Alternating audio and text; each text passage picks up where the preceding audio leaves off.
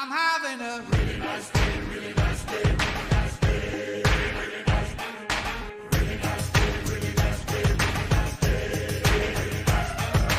Come out today, come out today, come out today, really nice day, really nice day, really nice day, really nice day, really nice day. Hello everybody, I'm Neil and I'm here today with Phobe. Say hi, Phobe. Welcome to Unnamed Project 1. We don't have a name yet, but we'll have one by the time this is up. I also did that joke 3 times before he finally told me we were recording. Yep. And what we're doing is we're doing a new segment for this channel in which we just kind of pick out a random movie and we talk about it. And the last movie we watched was Disney's The Wild from 2006. Phobe, what did you think of The Wild? Well, I was somebody who grew up watching solely sequels and spin-offs to popular animated movies. Like, I never watched Secret of Nim, I always watched Secret of Nim 2. That was a mistake. And this was my Madagascar. Like, I feel like there's kids who are like, you know, like DreamWorks kids or what have you, and they'd watch a lot of DreamWorks stuff.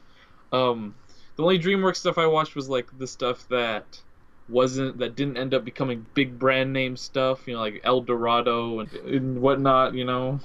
To be fair, stuff like El Dorado and I don't know, Prince of Egypt and stuff, those are the best DreamWorks movies, but you know, they're not as big as like Kung Fu Panda and stuff, and I love Kung Fu Panda, so I can't really say anything bad about those movies either.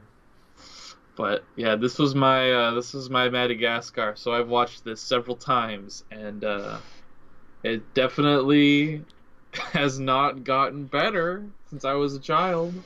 I only watched this once, I think, since I was a kid, but from my memory, I remember not really liking it, and now that I've rewatched it, it's probably just as bad, if not worse, than I remember. That's a good way of describing it, yeah. Yeah, but that's the thing. I was not like you. Like, I actually did prefer Madagascar. I think Madagascar is one of those movies that it's one of those movies I remember liking, and I remember everyone like in school really liking it. But then you look back on it, and there's all these people saying it was never good.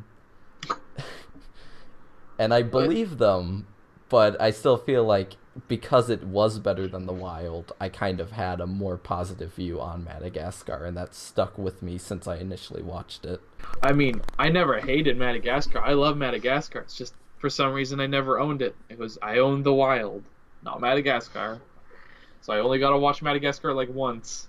Well, that's... So, yeah. Yeah. I had a ton of Disney sequels, too.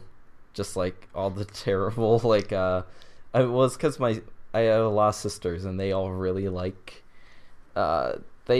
Disney movies, but some of them like just like the ones that aren't very good. So like Little Mermaid 2 I watched a lot. I watched Lion King 2 a lot. And like even then when I was a kid, I knew the original movies were better. Because when you're growing up, you don't really get to choose what movies you watch. You just kind of are given them, and then that's what you end up watching. They influence you. They influence you into your far later days. It's true.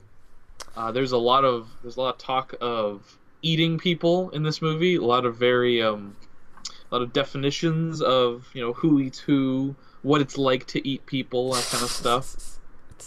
So that influences people. I'm not gonna say me specifically, but it's. No, it's not a good movie. What was you kept saying? You tricked me. You said it was going too fast, and I believed you. Well, I was saying that it's like it feels, because there's so much in this movie that's going on like at the same time, that you feel like it's a really like confusing movie. But the thing is, it's like so plainly simple. It's just the fact that they're constantly throwing jokes in your face, and like all of them miss. And it's just like the plot is going by so fast that you can't really... I guess you can keep up with it, but it's like you're not even focused on the plot. You're just kind of like along for the ride. And I don't really mean that in a good way. Yeah. And also, I mean, they just a lot of the main characters seem to diverge very often. Like my favorite, even though it only happens twice, it feels like more. But like, what's his name? The squirrel, Benny, Oh, Bart, Rudolph. sure, we'll go with Bart. Bart, he he keeps getting separated and then coming back, and that happens at least twice in the movie. I wanted it to happen more because it was just a funny idea that he was like effectively like Kenny from South Park, where he keeps like literally, almost literally dying and then coming back. This is, I guess, I don't know which one I want to go into first. The way that they have like the overuse of like really like cartoony slapstick sound effects, or like the fact that like slapstick at all doesn't work in this just because of how like realistic everything looks. Which path do you want to take? This is up to you. This is Goosebumps, scare yourself or whatever. We should probably talk about the animation and just kind of, I guess, the uncanniness of it, because it's not like badly animated. The animation of this is surprisingly good. It was done by Core Feature Animation, and they did a lot of the back when like Disney was releasing movies that basically this was when Disney was focusing on their straight to DVD sequels. So they would just have like another studio just make a movie for them and release that. Like Valiant was one of the movies they worked on. It was probably like them trying to push boundaries, try new stuff with animation that hadn't yet been done. But even if it might have been cool to see at the time, maybe it just does not hold up well at all. I would say I go even like a step further into that compliment and strip them of a little bit more of like their earned merit.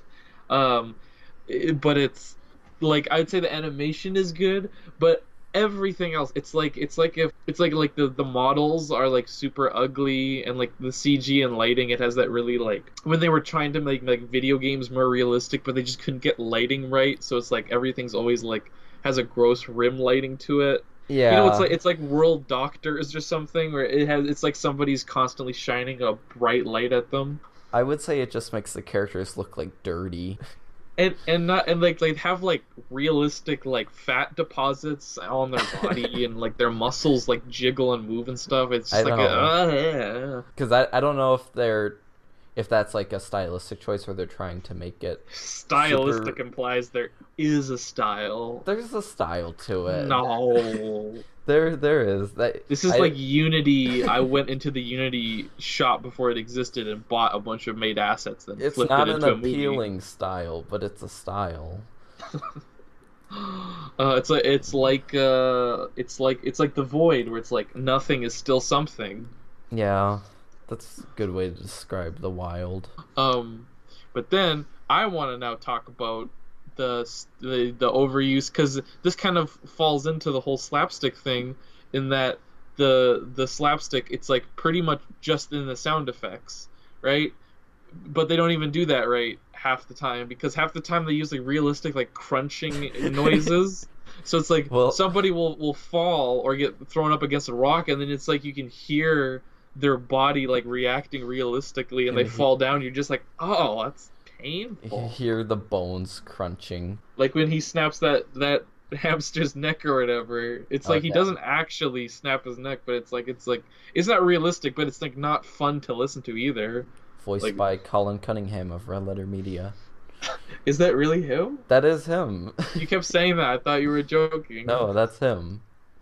Show a picture on screen now and take it away. That's him. Okay, it's gone. Show a picture of your current Skype icon on screen now No, and then take it away. no, that's a picture of Michelangelo. You can't say that. You cut that part out. I demand we're cutting that part out, so They'll that have is a seen surprise. the picture by the time you say that. Shut the fuck up. So yeah, realistic bone crunching noises. Did you have any thoughts on the realistic neck snapping and tendon stretching sound effects? Well, I think it's weird because it's like most of the sound effects are very like Hanna-Barbera-esque, and they're just like they don't match with the look of the movie.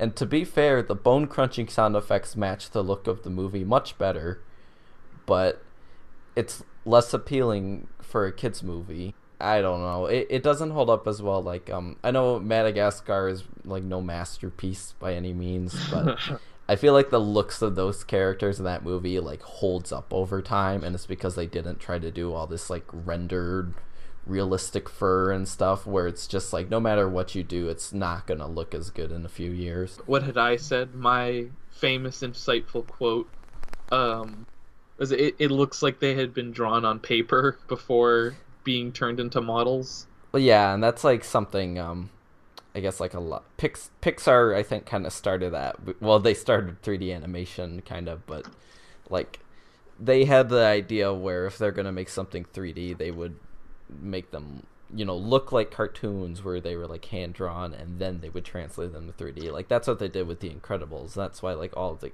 character designs of that movie look so great and have been like that style has been kind of replicated a lot since then. What did you think of the movie's poster? Oh, yeah. Spreading the newspaper.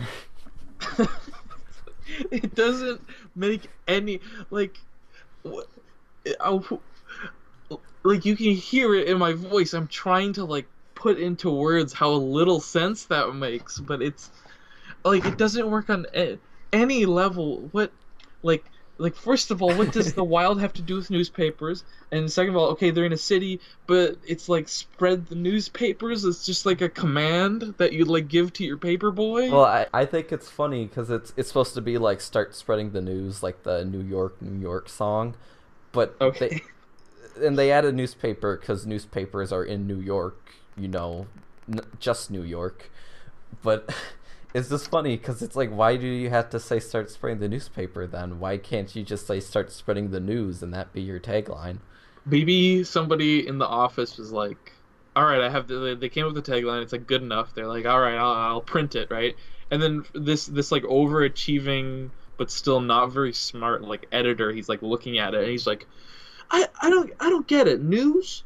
Why not be newspaper? That makes way more sense. And then he edited it without anyone knowing, and then he just put it on all have the one advertising editor, material. and he's not even a professional. He just he just edits things and doesn't tell anybody, and then lets it all slip out. And that's why it's now, that's why it's newspaper. that's like- Start spreading the newspaper. that's like in school when I have to edit someone's paper, and like their paper is perfect, so it's just like I have to add something.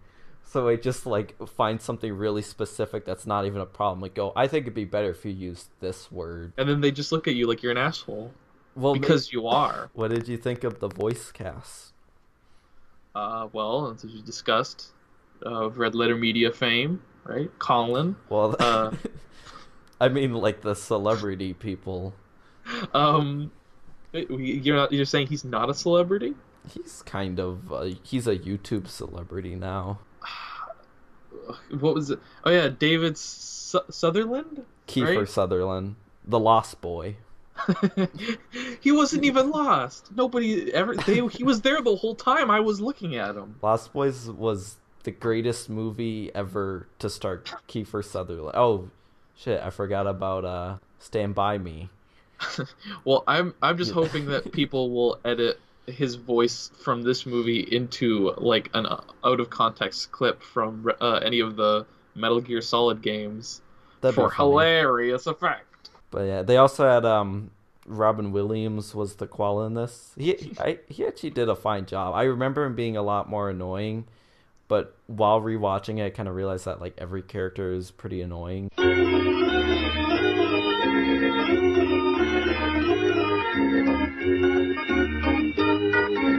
The genie is the only reason anyone likes Aladdin still. This is we're doing this Now the they same day removed him. they announced the Will Smith. Now it's Will Smith, and now Aladdin has nothing. It's okay. People like Will Smith. He's charismatic. He's not blue, but he's charismatic. He's wearing blue clothes. What more do you want? You want him to go in full blue face paint? We don't have that kind of technology anymore. No, we don't. They fired the director, writer of Guardians of the Galaxies. We don't have that technology anymore. He's gone. We have to go back. He was the one doing all that body paint. Yeah. They really should use paint again in movies. Yeah, they stopped doing it after Guardians of the Galaxy 2 because they fired him, so they're like, oh, can't do All it right. anymore. So do you have any last things to say about Disney's classic, The Wild? Start spreading those newspapers. Start spreading those newspapers.